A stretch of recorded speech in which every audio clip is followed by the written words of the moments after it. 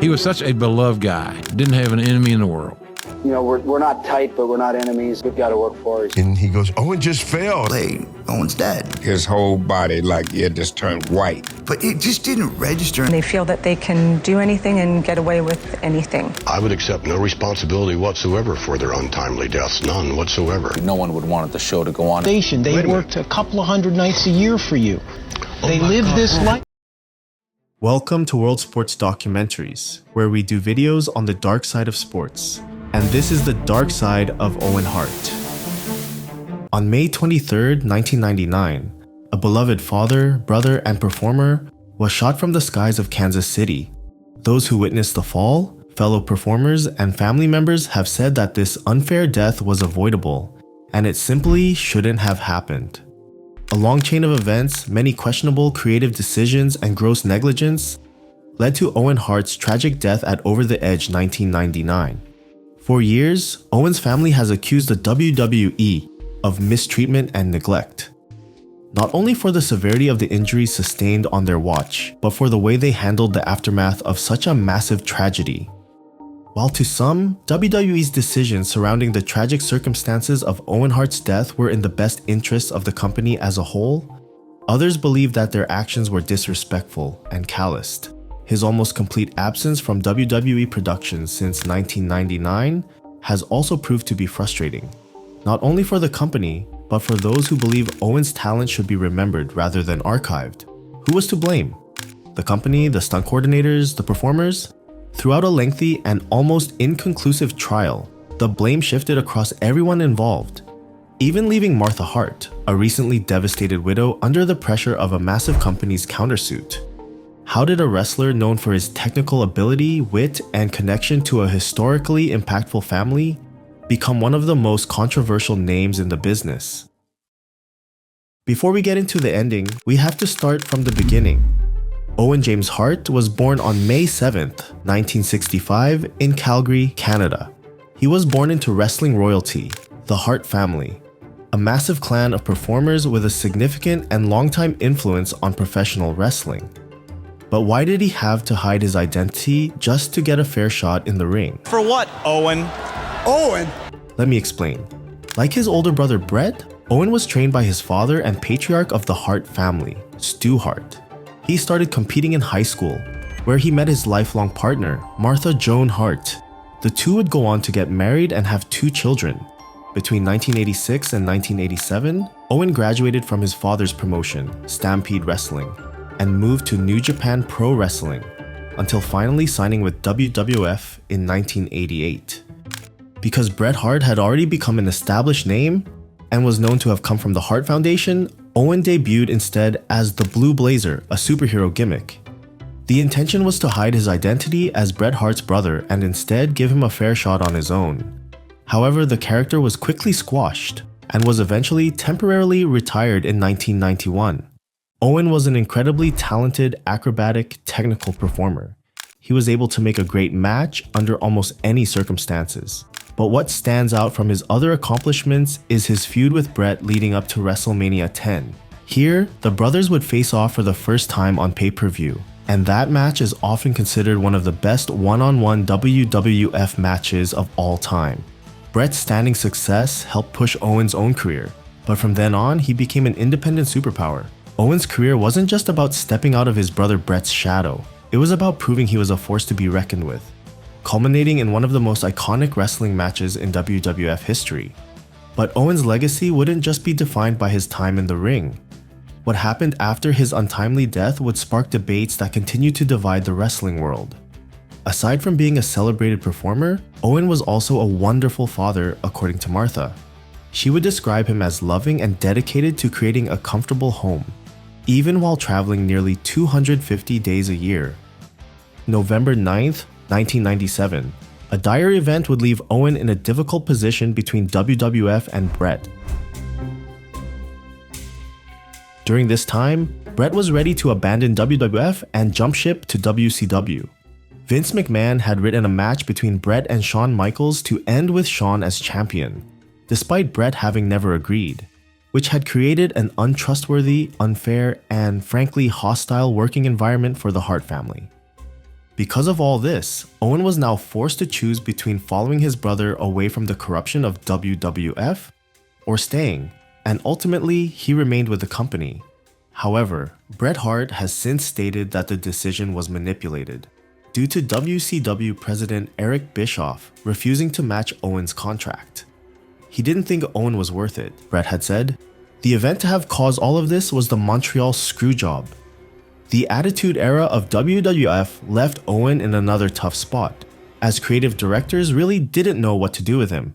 He wasn't a gimmick, and without his brother, creating dramatic storylines to match the level of drama of other stories would prove to be difficult. So, after experimenting with tag team partnerships, WWF Creative made the odd choice to resurrect Owen's retired Blue Blazer persona. This decision would become one of the catalysts of the events to follow.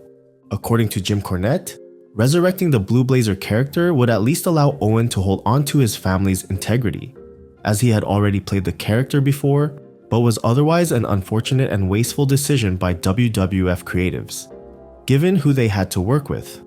As Chris Jericho would explain in Vice's Dark Side of the Ring series, Owen's technical style would have meshed perfectly with performers who would be signed to WWF only a couple of years later, such as Eddie Guerrero, Dean Malenko, and Edge, making WWF's decision to return Owen to a retired gimmick even more unfortunate.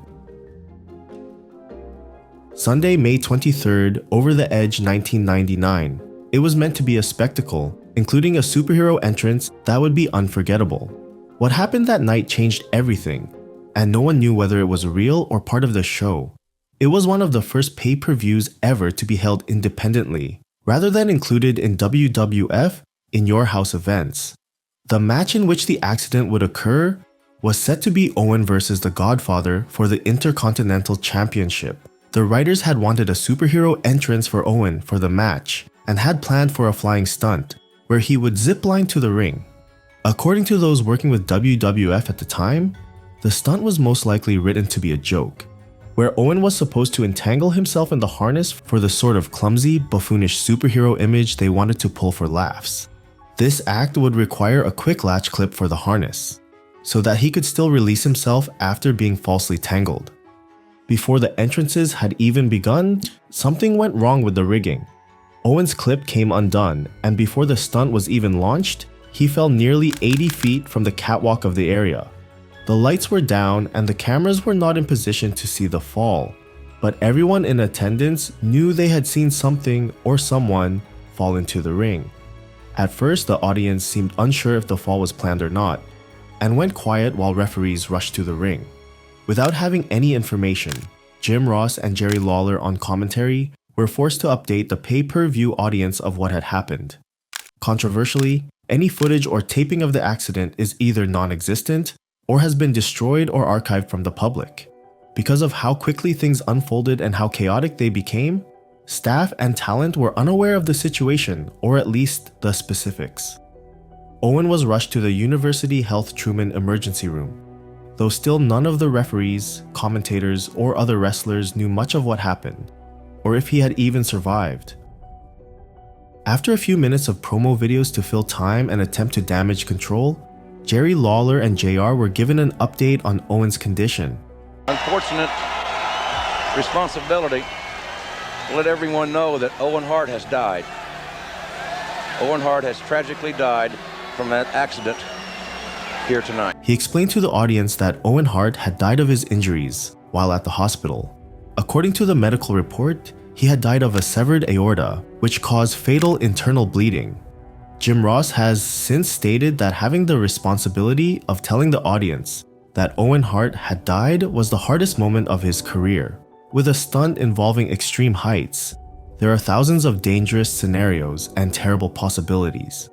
But with precautions in place, how did this stunt go so wrong? WWF had a reputation for big spectacles, huge events, and over-the-top productions, many of which involving theatrical stunts.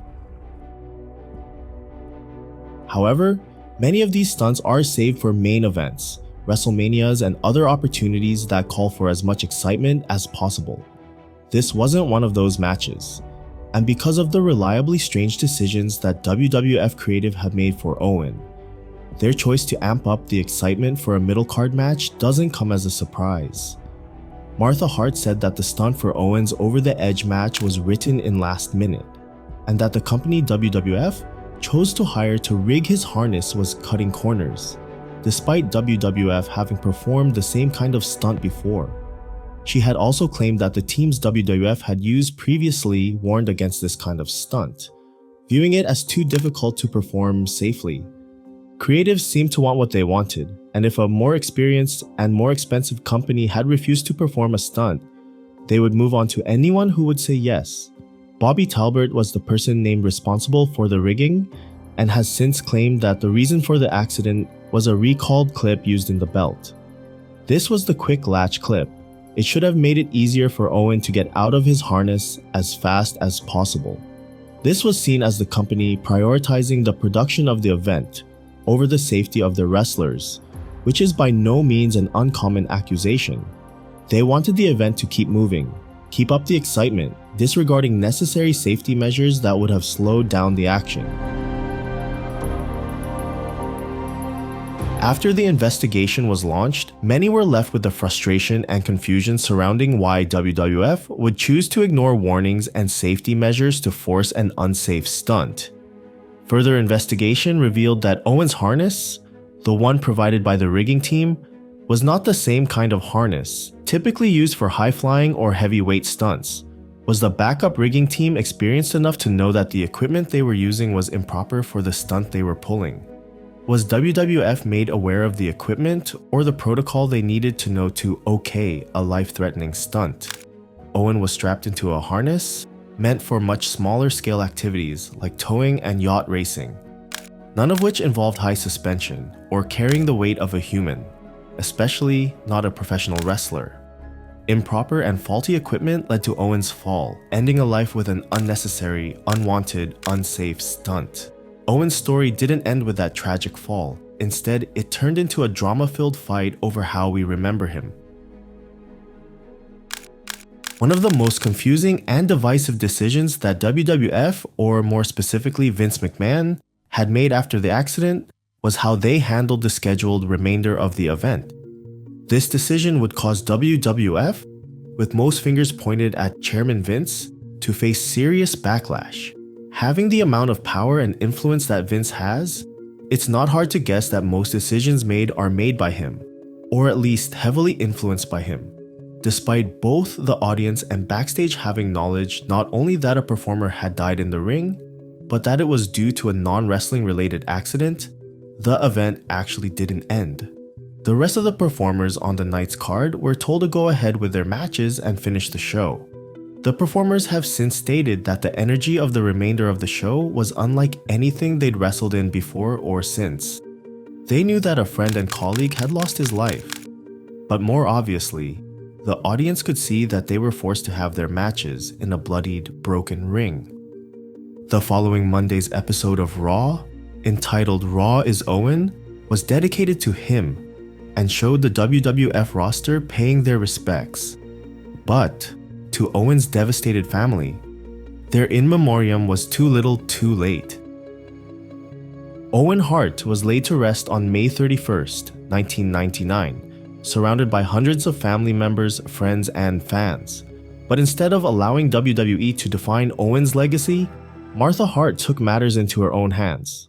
After the shock had settled, Martha Hart filed a lawsuit against the WWF in June 1999, naming Vince McMahon and members of the rigging team. While Martha had employed 2 lawyers from Kansas City to represent herself, her kids, and the Hart family, she has stated that the Hart family didn't agree with the lawsuit. I think Martha's taken the wrong approach, and she should understand that, you know, we all miss Owen. We lost I lost a brother, I lost a great friend, and maybe one of my closest people that I knew on this earth. And I want to celebrate his career. I want to watch his matches back, not just with me, but with everybody he worked with. And his time with WWE, they got so much footage and so many great memories with Owen. A claim made about Brett, Davey Boy Smith, and other members of the Hart family said that Vince McMahon had offered them a better contract if they were to return to the WWF. they would have then, theoretically, sided with WWF in the lawsuit. After the lawsuit had gone to trial, Vince McMahon countersued Martha out of a breach of Owen's contract, meaning that he and the WWF could only sue them in Connecticut, where they're headquartered. It is almost unbelievable to think that a countersuit would be put in place, regardless of the reason why in a situation like this. But Vince McMahon's court history aligns with this idea pretty infallibly. According to a theory about the ultimate settlement, Ellie Neidhart had forced another confusing turn when she faxed legal documents to the WWF from Owen's father, Stu Hart's address. It was allegedly for a chance at getting more money from the lawsuit, as the documents were signage to allow the earnings for Stu and Helen to split amongst their kids if they were to pass away before the end of the trial. The Hart family had also wanted to keep good relations with the WWF as much as they could, to keep their chance at holding on to their potential contracts, some of which were signed. Through the lawsuit, there were so many different theories and claims made by everyone involved that it faced back and forths for almost 2 years. At first, the suit was against both the WWF and the rigging company, but switched gears after the WWF was finally found mostly liable. In her case, she argued that the WWF was responsible for negligence resulting in death, and negligence for using and needlessly endangering an employee. In November 2000, the case was settled to avoid any further defamation, and Owen's family was given a massive $18 million. However, the amount that his family was awarded also changed over and over. WWF's legal team did everything in their power to lower the reward money further until the eventual settlement was finalized. As the dust settled, one powerful decision by Martha Hart would determine whether Owen's name would live on in the WWE or be erased from its history forever. Since the end of the lawsuit, Martha Hart had used her control of Owen's property to bar WWF from using it in any way. She felt that the company she saw responsible for her husband's death shouldn't get the privilege of keeping his name. As a result, Owen Hart isn't in the WWE Hall of Fame, and his name and likeness can't be used in modern shows or programs. Some agree with Martha and believe that WWE shouldn't be allowed to profit off of Owen, but others, like Brett, think that keeping Owen off of WWE television since his death has kept younger generations from remembering him as he should be remembered. I want to celebrate his career. I want to watch his matches back, not just with me, but with everybody he worked with. When the trial had ended, nothing had really been gained. A family had still lost a member, and a career and life were ended too early. Martha has faced criticism for the lawsuit, but after being awarded the money, she was able to start the Owen Hart Foundation, which has been active since December 2000.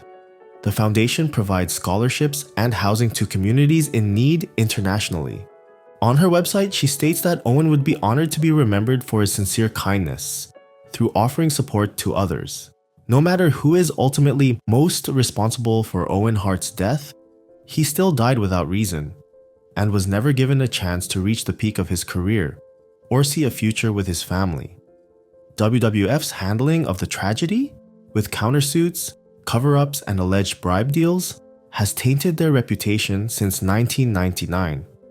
Owen was a beloved figure, not only with audiences, but with other wrestlers and talent from many different promotions. In 2018, he was inducted into the George Tragos and Lou Thez Professional Wrestling Hall of Fame to join both Bret and Stu Hart. He was also a multiple-time Intercontinental and Tag Team Champion, even up until the season of his death. The motivations behind WWE's desire to celebrate Owen still aren't clear, but with the amount of talent he had, there are many highlights of his short career to find and celebrate, even 30 years later. How do you remember Owen Hart? Tell us in the comment section below. Don't forget to subscribe to our channel and press the like button if you like this video.